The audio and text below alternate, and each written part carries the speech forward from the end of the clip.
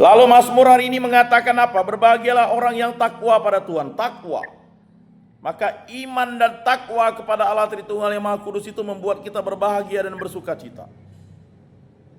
Kan ada lagu, hari ini ku rasa bahagia berkumpul bersama saudara seiman. Tuhan Yesus, kau satukan kita tanpa memandang. Nah, kan begitu. Bergandengan tangan. Ya kan, bukan berbicara dengan, bergandengan tangan, ya. Jadi Bapak-bapak, saudara-saudara, berbahagialah orang yang takwa pada Tuhan. Berbahagialah orang yang takut akan Tuhan. Mazmur katakan hari ini. Yang hidup menurut jalan yang ditunjukkannya. Jadi berbahagialah orang yang takwa, berbahagialah orang yang takut akan Tuhan, yang hidup menurut jalan yang ditunjukkannya, kehendaknya. Apabila engkau menikmati hasil jeripayamu, berbahagialah engkau dan baiklah keadaanmu. Usaha dan pelayanan yang baik dan benar itu adalah jeripayah dari Allah, maka kita nikmati. Bapak-bapak, saudara-saudara tinggal menikmati, duduk. Belum tahu keadaan ya gereja Rutan Ukumene ini sebelumnya. Tinggal menyapu, membersihkan, mengepel, mengelap, duduk ya susah. Tidak mau hadir. Bayangkan saudara-saudara sebelumnya itu yang ya mungkin nukang, membetulkan, mencari sumbangan supaya gereja ini suruh datang jak susah. Hei kawan-kawan, saudara-saudara, suruh datang. Hari ini ibadat, besok misa, besok ada pelayanan, datang jak susah. Macam-macam alasan. Kecewalah, inilah, itulah. Mau kecewa dengan siapa? Orang yang kecewa kepada Tuhan itu adalah orang yang sesat. Bahkan ada yang berunding-runding dengan Tuhan. Saya dulu banyak derma, collecting, bantu orang, kok bisa masuk di tempat ini? Nah ini sering. Dan itu bodoh namanya. Kita berunding-runding dengan Tuhan itu bodoh. Kata Paulus itu, celaka orang yang berunding-runding dengan Tuhan. Makanya dia katakan, dulu aku celaka, dulu aku terkutuk ketika aku ya kan tidak bersama Kristus Yesus. Sekarang orang katakan aku celaka, tetapi karena Kristus Yesus aku menjadi berkat. Nah ini bapak-bapak, saudara-saudara yang terkasih dalam Yesus Kristus, pahami itu. Istrimu akan menjadi laksana pohon anggur subur di dalam rumahmu. Nah ini. Jadi bapak-bapak, saudara-saudara yang terkasih dalam Yesus Kristus yang masih punya istri, telepon, WA. Ya kan? Yang sudah meninggal doakan. Yang sudah berpisah doakan. Jangan serong-serong lagi. Ya. Disadari itu, ya. Anak-anakmu seperti tunas pohon zaitun di sekeliling mejamu. Ingatkan anak-anak, WA, telepon, kontak. Rajin berdoa. Selalu ingat Tuhan Yesus, rajin ke gereja, berdoa, baca firman. Ya, berbuat baik dan benar. Jangan lalai, jangan kendor. Rajin, bernyala, layani Tuhan. Jangan hitung-hitung. Ya. Yang mampu dilakukan silakan. Sungguh demikianlah akan diberkati Tuhan orang laki-laki yang takwa hidupnya. Nah itu, Mazmur katakan orang laki-laki yang takwa hidupnya itu akan diberkati oleh Tuhan. Sekarang bapak-bapak dipanggil untuk diberkati. Ya. Maka kita harus rajin menyala, layani Tuhan. Ya, setengah mati Pak Andre buat pengumuman. Hari ini ada kegiatan ini itu. Kalau datang 93 orang luar biasa. Tetapi itulah kenyataan selalu tidak sama seperti fakta. Keinginan ya melewati harapan. Tetapi harapan hanyalah sia-sia. Makanya kita ajak. Tidak mau diajak, doakan. Tuhan berkatilah orang ini agar rajin ke gereja. Udah selesai, tidak perlu panjang-panjang. Kita ceramah pun dia tidak mau. Karena kehendak Tuhan yang terjadi atas dirinya dan diri kita. Maka sebelum diri kita mendoakan orang, kita mohon rahmat Allah untuk mampu mendoakan orang. Nah itu Mazmur hari ini jelas katakan. Nah, haleluya, terpujilah Engkau Bapa Tuhan langit dan bumi, sebab misteri kerajaan Kau nyatakan kepada orang kecil. Nah, itulah bait pengantar Injil ya untuk hari ini.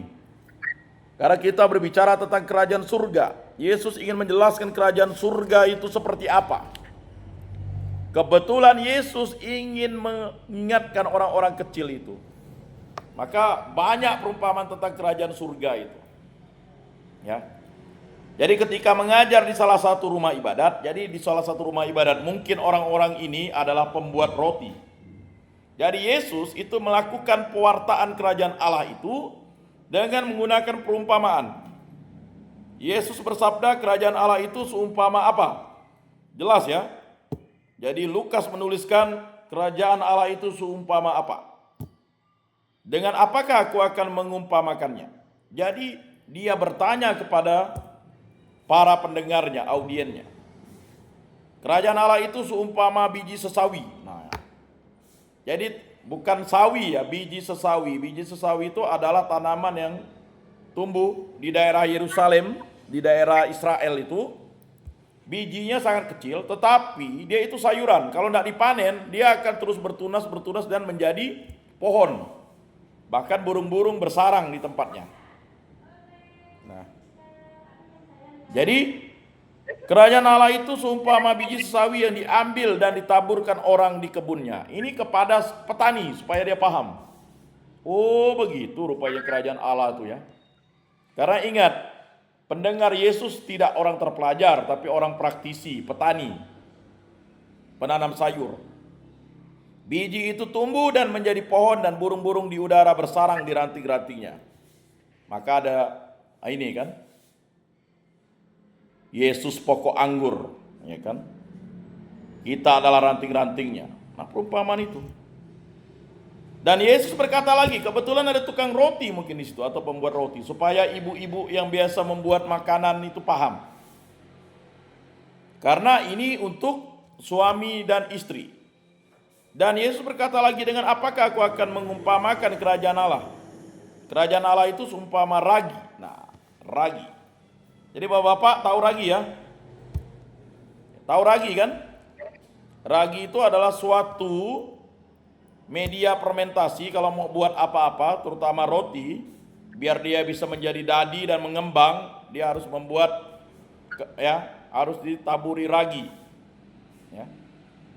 Yang diambil seorang wanita dan diaduk-aduk ke dalam tepung terigu.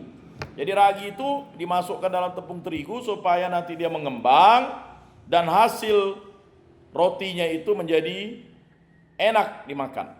Kalau bantat kan tidak nyaman. 3 sukat sampai seluruhnya beragi. Nah bayangkan 3 sukat. Apa yang dimaksud Yesus 3 sukat? Angka 3 itu mengatakan kerajaan Allah itu adalah milik Allah Tritunggal yang Maha Kudus. Maka biasanya sebelum misa atau dalam ibadat itu ya, semoga kasih karunia Tuhan Yesus, cinta kasih Allah dan persekutuan Roh Kudus selalu beserta kita. Jadi kerajaan Allah itu adalah milik Allah Bapa, Putra dan Roh Kudus. Nah, kerajaan Allah adalah sebuah misteri. Jadi orang manusia di bumi ini tidak akan paham karena itu adalah misteri. Beberapa waktu dulu ada yang bertanya, apa itu misteri? Dianggapnya misteri itu seperti hal-hal yang menakutkan. Horor, bukan.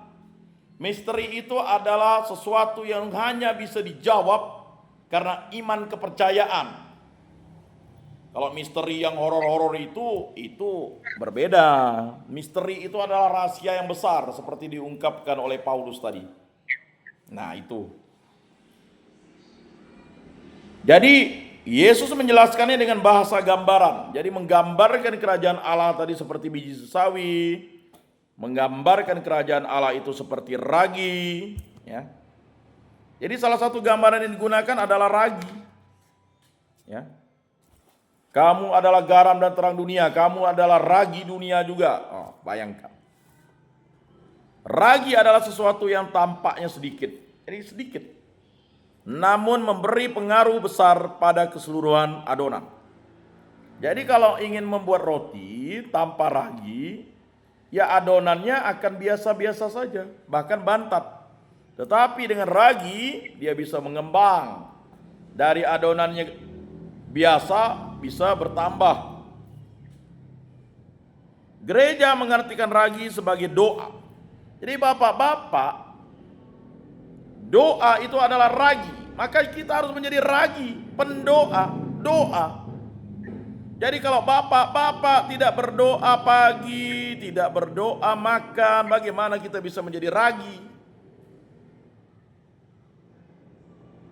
Nah itu. Sebab itu salah satu dari rahasia-rahasia kerajaan Allah ialah berdoa. Maka Yesus berdoa semalam-malaman. Rahasia kerajaan surga itu adalah berdoa. Makanya misa itu adalah komunikasi, ya kan, Allah dengan manusia. Itu misteri, ya.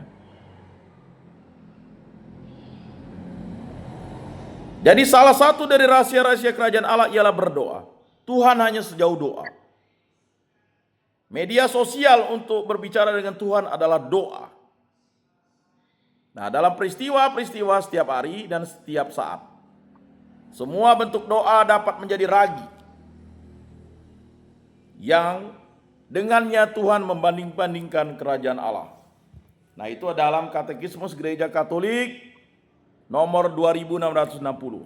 Nah, Bapak-bapak, saudara-saudara, itu merupakan sesuatu yang mesti kita pahami